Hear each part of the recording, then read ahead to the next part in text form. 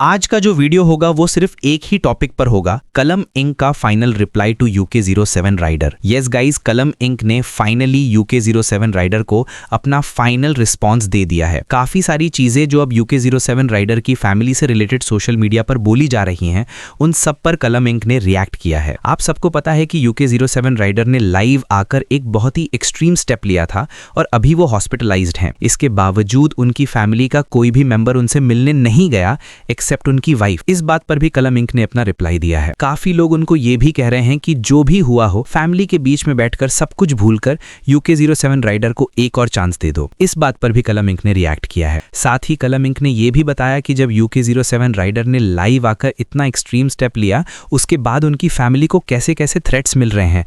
लोग उनके घर के बाहर भीड़ लगा रहे हैं और उन्हें और उनके पेरेंट्स को जान से मारने की धमकी दे रहे हैं। इसके अलावा कुछ दिन पहले UK07 राइडर ने एक इंस्टाग्राम स्टोरी भी पोस्ट की थी, जिसमें उन्होंने बोला था कि उनके ऊपर प्लान्ड अटैक्स हो रहे हैं और उन्हें मारने की कोशिश की जा रही है। इस एलिगेशन पर भी कलम इंक ने रिएक्ट किया है। कलम इंक ने यह भी क्लियर किया कि उनकी वजह से या उनकी फैमिली की वजह से UK07 राइडर डिप्रेशन में नहीं गए। उन्होंने कभी खुद से UK07 राइडर पर केस नहीं किया, बल्कि UK07 राइडर ने ही उनकी फैमिली पर केस किया था, एलिगेशंस लगाते हुए कि फैमिली ने रतिका को परेशान किया, घर में घुसने नहीं दिया और डाउरी मांगी। लेकिन वो केस UK07 राइडर हार गए क्योंकि रतिका ने खुद ही वो केस वापस ले लिया था। उसके बाद रतिका और उनके फैमिली वालों ने कलम से माफी भी मांगी थी। कलम इंक ने यह भी कहा कि जो एलिगेशंस UK07 राइडर ने लगाए कि कलम ने उनसे प्रॉपर्टी छीन ली और उनकी गाड़ियां भी अपने नाम कर ली, उन सब पर भी उन्होंने पॉइंट टू पॉइंट रिप्लाई दिया है। और एंड में कलम इंक ने यह भी कहा कि उनकी तरफ से अब सब कुछ खत्म है, अब वो इस मैटर पर कोई और रिप्लाई नहीं देंगे। अब ये मैटर लीगल इन्वेस्टिगेशन के थ्रू क्लियर होगा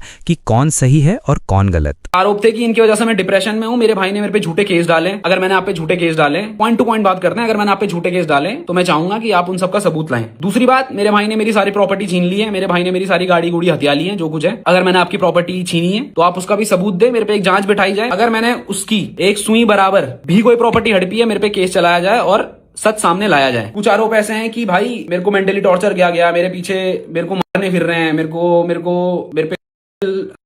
पे मर्डर का वो चल रहा है कि मेरे को ये मार सकते हैं कहीं पे भी। तो भाई आप इन चीज का सबूत दीजिए, क्योंकि इन चीज का सबूत मैं नहीं दे सकता। अगर मैं आपको मारने आया हूं, अगर मैं आपको धमकाने आया हूं, मेरा आप GPS ट्रैक करिए। अगर मैं पिछले 2-3 साल में भी कभी मनाली गया हूं, वैसे तो 1 साल की बात है, पर पिछले अगर 1 साल में मनाली गया हूं तो मैं दरखास्त करूंगा CBI। मुझे नहीं पता कौन हैंडल करता है, बट CBI मेरे को लगता है सबसे ज्यादा पावरफुल है। तो मेरे पे आप जांच बैठाइए और मेरी लोकेशन ट्रैक कराइए, या 1 साल में मैंने इस पर्सन से कोई कॉन्टैक्ट भी करा है। अब उस वीडियो के बाद जब इनसे प्रूफ मांगे गए, कुछ नहीं हुआ। उसके 2 दिन बाद इंस्टाग्राम लाइव पे आके मेरे भाई के द्वारा एक ऐसा कदम उठाया जाता है जो गलत था। उसका बुरा मेरे को भी लगा, मेरे माँ बाप को भी लगा और दुनिया को भी लगा। क्योंकि भाई आप कुछ भी कहो, शायद मेरे अंदर, मैं इमोशन पे रिएक्ट नहीं करता हूं भाई, बट मेरे माँ बाप करते हैं। जब ये क्रैश किया गया, my mom froze to dead, भाई वो जम गई थी। और जाते जाते ये बोला गया लाइव में भी, बंदा डिप्रेशन में है, राइट। उसने बोला मैं डिप्रेशन में हूं, कि मेरे भाई ने मेरी जिंदगी बर्बाद कर दी। और मेरा भाई इतना नीच इंसान है कि इसने मेरी यूट्यूब की वीडियो भी डिलीट कर दी। अगर आप डिप्रेशन में हो, आप झूठ कैसे बोल रहे हो? अगर मैंने यूट्यूब वीडियो डिलीट करी, आपने बोला है ना, आप पे सबूत है, आप पे मेल है, आपने कहा है, आप वो सबूत दीजिए। लाइव में आके झूठ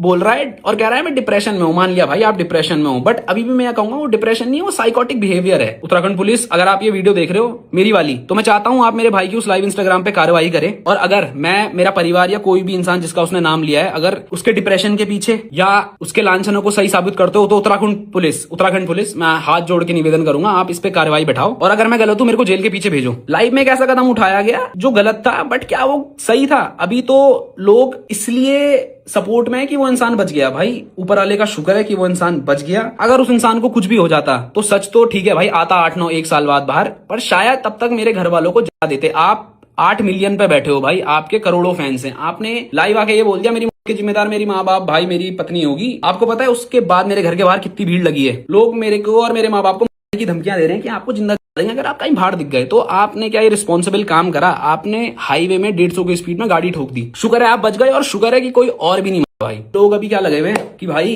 तेरा भाई है, तेरा सच्चा खून है, तू गया क्यों नहीं, तू कैसा नीच है, तेरी माँ कैसी गलीच औरत है, कितनी गंदी औरत है कि अपने बेटे से मिलने नहीं गई। देखो पिछले 4-5 साल से मेरी फैमिली में क्या चल रहा है ना भाई, आपको नहीं पता। लोग कह रहे हैं मौके दो, हमने उसे 1000 मौके दे दिए भाई। प्रूफ दो यार, है ना। ये इमोशन करके उसके इस गलत कदम उठाने से, उसके वो अटेम्प्ट करने से सच झूठ नहीं हो जाता और झूठ सच नहीं हो जाता। आपने 8 महीने हम पे झूठे केस मारे। जब आप वो लीगली हार गए दिसंबर में, आपकी तरफ से वो केस वापस लिया गया। आपकी तरफ से वो केस वापस क्यों लिया गया? क्योंकि आप पे सबूत नहीं थे। आप सच्चे थे तो आपने वो केस वापस क्यों लिया? आप रीओपन करा दो भाई उस केस को। मैं नहीं डर रहा हूं, आप उस केस को लड़ो, जो सच्चा होगा उसको न्याय मिलेगा। इंसानियत तब का थी। आपने लाइव में ये भी बोला कि इसने मेरे माँ बाप की इज्जत उछाल दी। मैं इतना नीच नहीं हूं, मैं सबूत नहीं डालूंगा क्योंकि मैं नहीं चाहता मेरे माँ बाप की इज्जत खुले उड़े।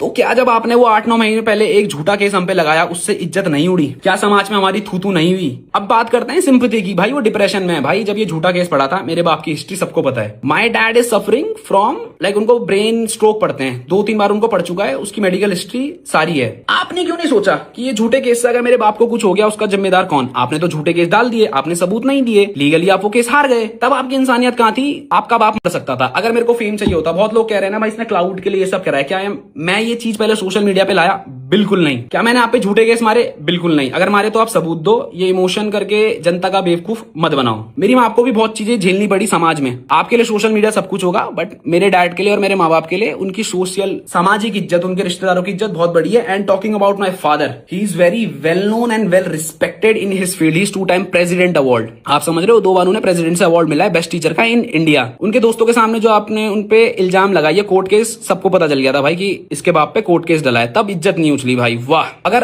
अटेम्प्ट करने से सच साबित हो रहा है भाई, मैं दोबारा कहूंगा, मैं अभी कल इंस्टाग्राम लाइव में आके खुद को बता दूंगा। उस अटेम्प्ट के बाद ना पूरी स्टोरी फ्लिप हो गई।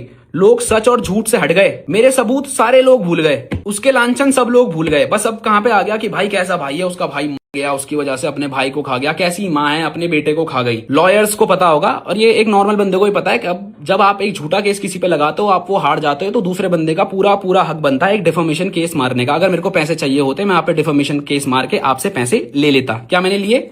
नहीं। क्लियर बात करते हैं। प्रॉपर्टी के पीछे मैं आपसे करोड़ों रुपए ऐड सकता था। आपने 6 बंदों पे नकली केस मारा है, 6 बंदों पे। दूसरा जो बहुत बड़ा चीज आ रही है कि भाई कुछ भी किया हो उसने, उसे एक और मौका दे दो। भाई मैं कितने मौके दूं? जब इसने मेरे पे झूठा केस मारा मैं तब चुप था। बीच में भी बहुत सारी चीजें गई, मैं तब भी चुप था। उससे पहले भी बहुत चीजें करी गई, मैं तब भी चुप था। इसने वो 2 घंटे की वीडियो डाली, मैंने उसके बाद भी इस पे लीगल एक्शन नहीं लिया। मैं ले सकता था, मैं अभी भी ले सकता हूं, मैं लूंगा, पर इसके बाद मैं लूंगा। मैंने जस्ट उस 2.5 घंटे के वीडियो में आके प्रूफ दिए। अब जनता का कहना है मैं प्रूफ भी ना दूं, मतलब मैं क्या, मैं गालियां सहूं क्या भाई? मैं इतना दूध का धुला हूं क्या भाई? जो लोग मेरे को कह रहे हैं ना भाई सहले, थोड़ा सा और सहले, तेरे भाई की अभी कंडीशन नहीं है भाई। जो लोग मेरे को एक ज्ञान दे रहे हैं ना, थोड़ा सा सहले। इनको अगर कोई सड़क में घूर देना भाई, ये उसको माँ बहन की गालियां दे देंगे। जस्ट बिकॉज वो मेरी जगह पे नहीं है ना, उन्हें मेरी फैमिली का बैकग्राउंड नहीं पता, पिछले 5 साल से क्या चल रहा है, बस ज्ञान देके चले जा रहे हैं। भाई चुप रहना, थोड़ा सा और सहले। ठीक है भाई, मैं सह लूंगा। मैं 15 क्या, मैं 2 साल और सह लूंगा। जितने भी लोग ये कह रहे हैं, मेरे को वो एक लिख के दे दे कि अगर इस 2 साल में मेरे माँ बाप को कुछ भी होता है, अगर वो हैं या वो डिप्रेस होते हैं, उसके जिम्मेदार वो लोग होंगे जो उसका अभी सपोर्ट दे रहे हैं। आप मेरे को ये लिख के दे दो। जितने भी इन्फ्लुएंसर्स, जितने भी लोग अभी इसके सपोर्ट में आ रहे हैं बिना सच जाने। बट भाई वो इंसान झूठ ही तो बोल रहा है अभी भी अगर शर्म है और अगर वो सच्चा है तो सामने आए, प्रूफ दे दे, या फिर भाई अपनी माफी मांग ले। उत्तराखंड से हूं, हमारे यहाँ इन सब चीजों से ज्यादा कुल देवता और कुल देवी को माना जाता है। अपने कुल देवता और कुल देवी से कहना चाहूंगा, अगर मैं गलत हूं, अगर मैंने गलत किया तो मुझे बर्बाद कर देना, और अगर मैं सच हूं तो इतनी ऊपर रख देना कि ये लोग छू ना पाए। और मेरे को फर्क भी नहीं पड़ता भाई। लोग कह रहे हैं सोशल मीडिया पे क्यों तमाशा बना रहा है भाई, खत्म करना। अगर इतना ही है तो खत्म कर दे, प्राइवेटली जाके मिल और खत्म कर दे। भाई मैं क्यों प्राइवेटली जाके खत्म करूं? क्या प्राइवेटली जाके ये लांछन खत्म हो जाएंगे? बिल्कुल नहीं। मेरे बाप के लिए इज्जत बहुत बड़ी है भाई, और मेरे लिए भी इज्जत बहुत बड़ी है। आप बड़े बन जाओ ना, आप सामने आके सच बोल दो कि जो आरोप मैंने लगाए थे, मैंने इन्फ्लुएंस में या किसी के बहकावे में लगाए थे, मैं उन सबकी माफी मांगता हूं। मेरे माँ बाप ने ऐसा कुछ नहीं किया। आल बी द बिगर पर्सन, मैं ये बोल दूंगा भाई जो इसने किया इसे माफ करो। मैं चाहता हूं ये अपने बीवी बच्चों के साथ सुखी रहे और हमसे दूर रहे। तो 4-5 दिन में एक इन्वेस्टिगेशन बैठेगी, कोई केस नहीं है सिर्फ। और ये इन्वेस्टिगेशन भी ना भाई इस चीज के ऊपर बैठेगी कि अगर कलम ने और उसके माता पिता ने ये सब चीज एक शरीफ इंसान के साथ करी है, मेरा भाई, जैसा कि वो कह रहा है, मान लिया तू शरीफ है मेरी जान, मान लिया, तो अगर ये इन्वेस्टिगेशन में मैं गलत आता हूं तो मेरे को कड़ी से कड़ी सजा दी जाए, और अगर ये इंसान गलत आता है तो इसको भी कड़ी से कड़ी सजा दी जाए। अब या तो आप सामने से आके खुद एक्सेप्ट कर लो, और मैं सच बता रहा हूं, अगर आपने एक्सेप्ट कर लिया ना, सच में भाई हाथ जोड़ के आप दोनों को प्रणाम करूंगा, क्योंकि मेरा मुद्दा यह है, मेरे माँ बाप को ये झूठे आरोप से बाहर निकालो। एक चीज बहुत उठी थी जो उस इंसान ने लाइव में बोली थी कि तुझे शर्म नहीं आई, तूने उस बच्चे को जो इस दुनिया में भी नहीं आया उसका नाम लिया। माफी मांगता हूँ, हाथ जोड़ के माफी मांगता हूँ, शायद गलत निकल गया होगा, बट समझना भाई, जब मेरे बीवी पे, मेरे माँ बाप पे झूठे आरोप लगाए थे ना, शायद मैं बौखला गया हूँ। लोग तो पता नहीं क्या क्या करते थे, फिर भी ठीक है भाई, मान ली गलती, हाथ जोड़ के गलती मान ली, कोई छोटा नहीं होता गलती मानने से। निकल गई, खत्म करते हैं, खत्म इन दी सेंस माफी मांगता हूँ। माफी ना देना आपके ऊपर है। फिर से एक और बार लास्ट में ये कहूंगा, अगर आपके अंदर थोड़ी भी शर्म है, सामने आके माफी मांग लो और इस मुद्दे को यहीं खत्म करते हैं। इसके बाद मेरी तरफ से कुछ नहीं होगा। इसके बाद पुलिस अपनी इन्वेस्टिगेशन बैठाएगी मेरे ऊपर और उस केस के ऊपर। मैं आपको नहीं ला रहा हूं भाई, आपको नहीं ला रहा हूं। प्लीज अब इसको दोबारा इमोशन मत घुमा देना। इसका भाई अभी हॉस्पिटल में और ये सब कर रहा है, तो मैं अपने लॉ पे पूरा भरोसा रखता हूं, और ये चीज अब लीगली आएगी। अगर मैं गलत तो मुझे सजा, आप